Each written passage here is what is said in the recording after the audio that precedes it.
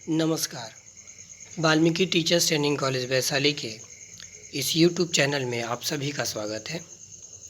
उम्मीद है कि आप अपने घर पर सुरक्षित एवं सकुशल होंगे और आपकी पढ़ाई बहुत अच्छे से चल रही होगी। आपकी इसी पढ़ाई को और बेहतरीन बनाने के लिए कॉलेज की तरफ से YouTube चैनल बनाया गया है, जिस पर आप अपने B.Ed कोर्स से संबंधित सभी टॉपिक को देख करके अपनी स्टडी को और अच्छे से घर पर ही कर सकते हैं।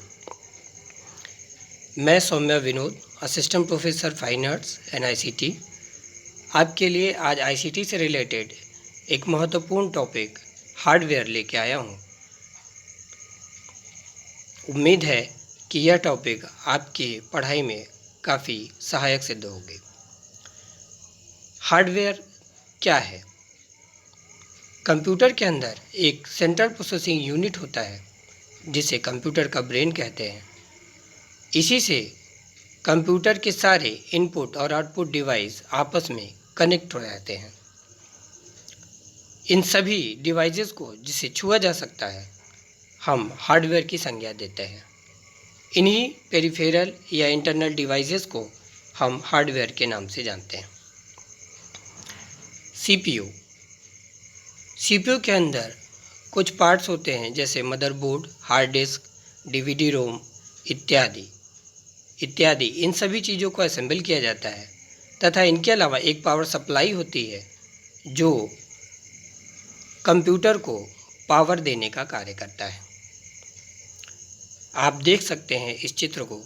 इस चित्र में सबसे ऊपर पावर सप्लाई लगा हुआ है जो 200 से 400 वाट तक आता है। उसके नीचे एक PS2 पार्ट है जिसमें कीबोर्ड और माउस कनेक्ट किए जाते हैं। उसके नीचे USB पोर्ट्स है जिसमें पेन ड्राइव या USB किसी भी डिवाइस को कनेक्ट किया जाता है। उसके नीचे आप देख रहे हैं एक VGA पोर्ट है जो मॉनिटर को चलाता है। उसके नीचे HDMI पोर्ट है जो आजकल के LED TV वगैरह आते हैं, वो इसी से कनेक्ट किए जाते हैं या प्रोजेक्टर को इसी से कनेक्ट किया जाता है। उसके नीचे फिर आपको USB पोर्ट मिलेगा जो ऊपर था, और नीचे ऑडियो जैक है जिसमें हम स्पीकर या माइक को कनेक्ट कर सकते हैं। पावर सप्लाई, यह कंपोनेंट कैबिनेट में जुड़ा होता है। इसके द्वारा समूचे कंप्यूटर में विद्युत की आपूर्ति होती है। इसकी क्षमता 200 वाट से लेकर 400 वाट तक हो सकती है। पावर सप्लाई के बाद हार्ड डिस्क आता है। हार्ड डिस्क, इसका इस्तेमाल कंप्यूटर में सेकेंडरी मेमोरी के तौर पर किया जाता है और यह कंप्यूटर का सबसे भरोसेमंद स्टोरेज माध्यम है। वर्तमान समय में इसकी क्षमता गीगाबाइट से भी बढ़कर आगे निकल गई है। गीगाबाइट जिसे हम शॉर्टकट में GB के नाम से जानते हैं। हार्ड डिस्क आज के समय में इससे भी ज़्यादा बढ़कर टेराबाइट यानी कि TB में आने लगा है। 1 TB, 2 TB, 4 TB, 10 TB, जैसा आप हार्ड डिस्क लेना चाहें। तकनीकी की वजह से इसका आकार कम होता जा रहा है और डेटा स्टोरेज करने की क्षमता बढ़ती जा रही है।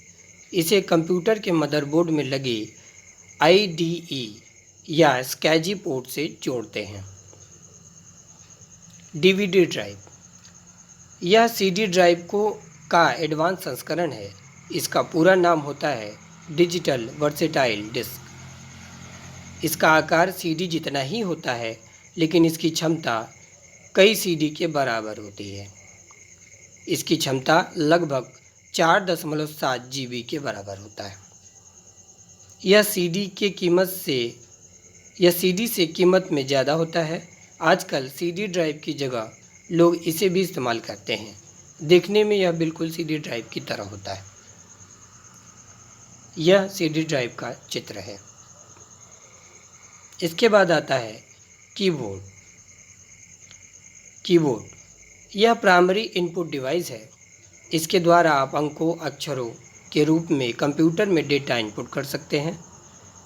इस समय 104 की वाले मल्टीमीडिया कीबोर्ड का प्रयोग किया जा रहा है। इसे कंप्यूटर में लगे मदरबोर्ड से जोड़ते हैं। यह 101 से लेकर 108 कुंजियों में उपलब्ध है, जिसे normal keyboard, half multimedia keyboard एवं फुल मल्टीमीडिया कीबोर्ड के नाम से जाना